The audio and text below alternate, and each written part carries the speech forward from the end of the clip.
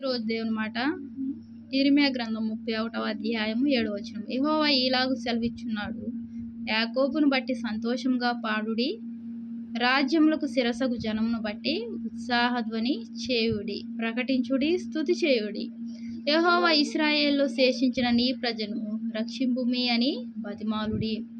ప్రియమైన దేవుని మాట వింటున్న వాళ్ళారా, దేవుడు ఏమని సెలవిస్తున్నాడు? యాకోబును బట్టి సంతోషంగా పాడుడి అని దేవుడు చెప్తున్నాడు. యాకోబు ఎంతో వేదనతో, ఎంతో బాధతో, ఎంతో దుఃఖంతో నిండుకున్న పరిస్థితులు. యోసేపును చూపించాడు దేవుడు. సంతోషంతో ఆయన హృదయము ఉప్పొంగింది, ఎంతగానో సంతోషించాడు. యాకోబును బట్టి మనం ఏం చేయాలి? సంతోషంగా పాడాలి. యాకోబు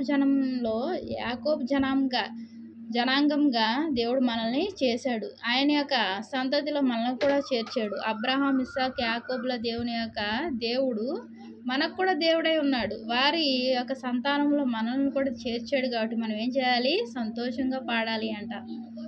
రాజ్యములకు శిరసకు జనమును బట్టి ఉత్సాహధ్వని చేయుడి. రాజ్యములకు శిరసకు జనము ఎవరది? దేవుని యొక్క బిడ్డలు, దేవుని ప్రకటించేవారు, దేవుని స్తుతించేవారు. వారి గురించి మనం ఏం చేయాలి? ఉత్సాహధ్వని చేయాలి.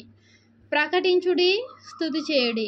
మనం ఏం ప్రకటించాలి? ఆయన నామమును ప్రకటించాలి. ఆయన నామంలో మనం స్తుతి చేయాలి.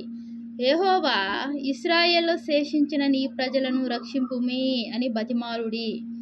ఎవరైతే దేవుని ఎరుగక, దేవునికి దూరంగా, దేవునితో సహవాసం చేసి మరలా దేవునికి దూరం అయిపోయిన ప్రజల గురించి మనం ఏం చేయాలి? రక్షింపుమి అని బ్రతిమాలుకోవాలి.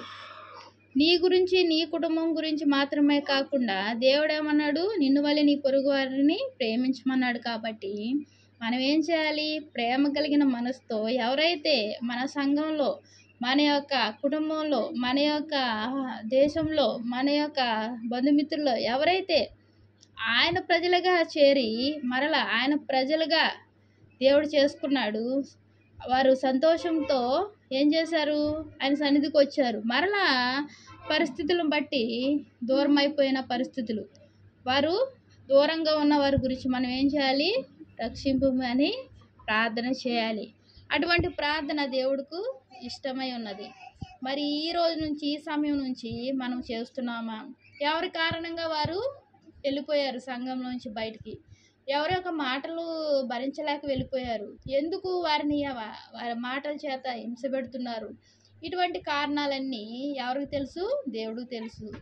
అయితే మనం వారి గురించి మనం ప్రార్థన చేయాలి. వారు ఎక్కడున్నా, ఏం చేస్తున్నా వారు కూడా మన బంధువులే, మన స్నేహితులే, మన యొక్క ప్రజలే. కాబట్టి మనందరం ఒకే సంతతి వారం కాబట్టి మనం వారి కోసం కూడా ప్రార్థన చేయాలి. ఈ రోజు నుంచి ఆ రీతిగా ప్రార్థన చేసి దేవుని కృపను పొందుకుందాం. మహాప్రేమ గల తండ్రి, కృపగల నాయన, నీకెన్నో వందనాలు, స్తోత్రాలయ్యా. తండ్రి నాయన, స్తుతించుడి, ప్రకటించుడి అంటున్నావయ్యా. నీ నామాన్ని ప్రకటించే భాగ్యాన్ని మాకు అనుగ్రహించండి ప్రభా. ఎవరితో మాట్లాడుతున్నా, సంభాషిస్తున్నా నీ మాటలు మా నోటి వెంబడి వచ్చేలాగా కృప చూపించండి ప్రభా. స్తుతి చేయడానికి తండ్రి నీ కృపను పొందుకునే భాగ్యాన్ని మాకు అనుగ్రహించండి ప్రభా. నిత్యం నిన్ను స్తుతించే వారంగా మమ్మల్ని ఉంచండి ప్రభా. కృపగల ఎవరైతే ప్రభా నాయన నీ నుంచి దూరం అయిపోయారో వారందరూ మరలా తండ్రి నాయన నీ సహవాసం కలిగి నీలో జీవించే భాగ్యాన్ని అనుగ్రహించండి ప్రభా. కృపగల దేవానికి ఎన్నో వందనాలు, స్తోత్రాలు చెల్లించుకుంటున్నా ప్రభుని ప్రియరక్షకుడు అనే యేసుక్రీస్తు వారి నామంలో అతి వినయంగా బ్రతిమలాడి వేడుకుంటున్నాను తండ్రి. ఆమేన్.